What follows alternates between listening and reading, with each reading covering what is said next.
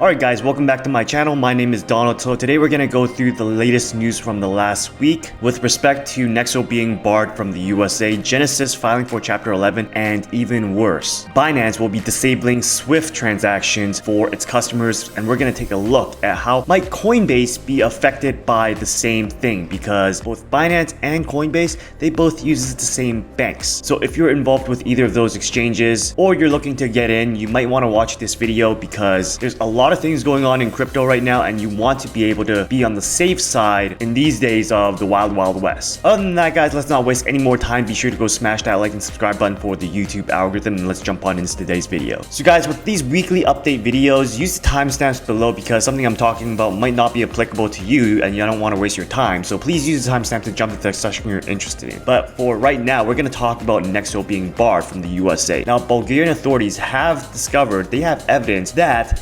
customers were using the platform for illegal activities such as money laundering, tax offenses, and financing terrorist activities. Now, Nexo has agreed to settle with the SEC, and they agreed to cease offering the interest program and pay a $22.5 million penalty. And additional to that, they're also going to pay a $22.5 million penalty to state regulators as well. So guys, what it sounds like to me is that if you're willing to pay to settle so that people won't dig up more dirt on you, that means that you probably have a lot of dirt that you're trying to hide. In those cases, it is better to pay the fine than get in trouble and maybe land into jail for criminal activities. So for those of you guys who are customers of Nexo, be aware, be very aware of what's happening there. It's better safe than sorry. The SEC said that Nexo's Earn program did not qualify for an exemption from SEC registration, meaning that Nexo was required to register its offer and they failed to do so. So here's to remind you that Celsius and Voyager, they had the same thing going on with them. And what we found out later on in their bankruptcies is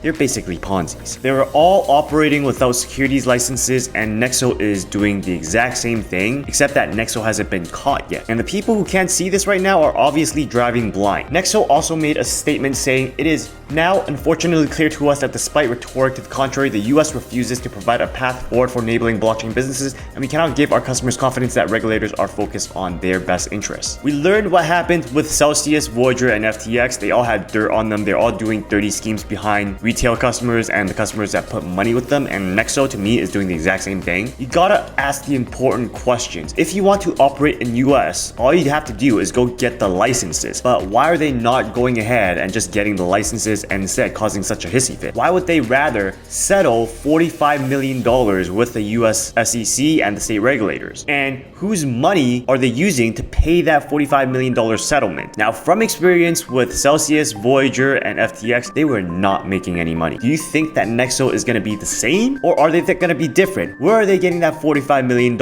I am betting it's from creditors. What do you think? Let me know in the comments below. So in other news guys, Genesis has filed for Chapter 11 last week, and we found out that the biggest creditor is, no surprise, Gemini, with $765 million owed. Miranda Court was the second largest named creditor with an amount owing to $151.5 million. Now these are the guys that back Animoca Brands, and they were also caught up in the 3AC mess. Third place is Moon Alpha Financials, who are the owners of Babel Finance, and they are owed just a little bit over $150 million. So the ones that I named are only named creditors. There are some people that are on file. That means that they are not businesses or organizations. They're individuals, and one individual who took second place was owed by Genesis $462 million.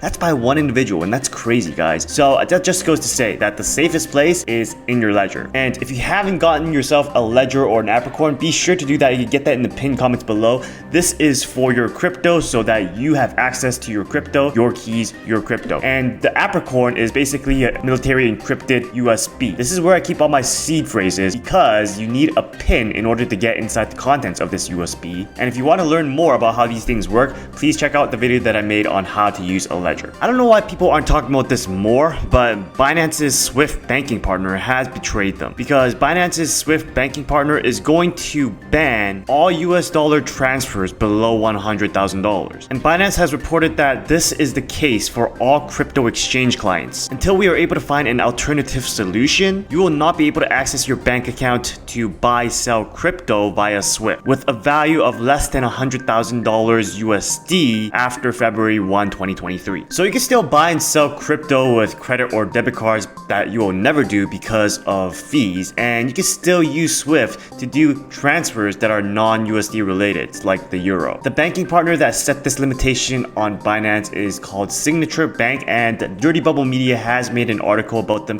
hinting that there is trouble at Signature Bank. Apparently, they're setting this minimum transaction limit of $100,000 because they want to decrease the exposure that they have to crypto now that we're in crypto winter. Remember guys, Signature is one of the few US banks that does any banking for the crypto sector. The other one being Silvergate. Banking crypto clients are great because what happens is when you and I deposit money into an exchange like Binance or Coinbase, that money would go to Silvergate or Signature and they could use those deposits to make loans, for example. And the great thing is they don't have to pay us any interest. But the problem lies in the fact that during crypto winter, people are scared. They start withdrawing their money and Signature have to give that money back. It's not a good thing when Signature has already invested our money into other investments such as real estate. That money is locked up. They can't return our deposits. In those situations, that means that they're in trouble, which does sound like that right now because they're imposing limits on Binance. So my personal opinion on this Binance Signature ordeal is that I seems to be targeted at Binance right now because Binance is making a lot of moves.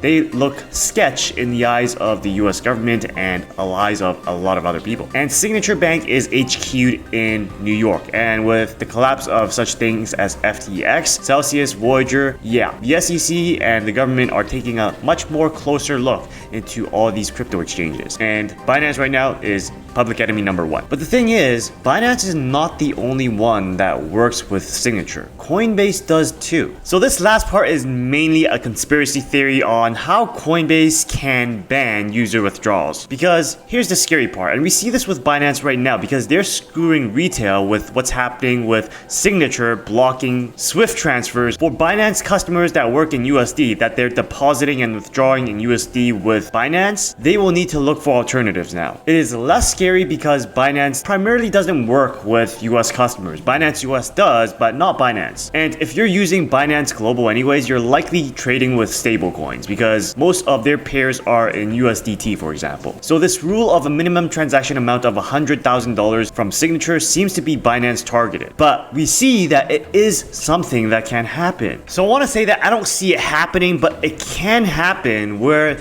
the crypto exchanges or firms working with Signature such as Coinbase might have the same stunt pulled on them. That means that if you're doing transfers with Swift, deposits and withdrawals with Coinbase, then you're gonna be fucked. You'll be unable to withdraw your money, that is, unless you withdrawing more than $100,000 from your Coinbase account. If Signature pulls the same trick. If you are moving less than 100K, then you won't be serviced. And how many people are moving or trading 100K plus on Coinbase? Not me. So right now there is no action to be taken. If you're living in America and you have a US bank, you are safe because you can use something like ACH instead of Swift. But it does look like things are moving really quickly, and if you do not want to get caught up in the crossfire, then you can subscribe to my channel because I'm going to be covering the news for you and keep you up to date. I don't call everything right, but I did call Voyager and FTX collapsing and going into bankruptcy. With that said, guys, that's all I have for today, and for those of you asking whether I am buying anything, I am not buying anything. There's a lot of firms that I think still have to be flushed out in this crypto winter, like maybe Grayscale and Digital Currency Group. That hasn't happened yet. But anyways, I think that this bull run that is happening right now is more of a bull trap than a bull run. Other than that, guys, if you enjoyed content like this, please be sure to smash that like and subscribe button. Check out other videos on cryptocurrencies and passive income.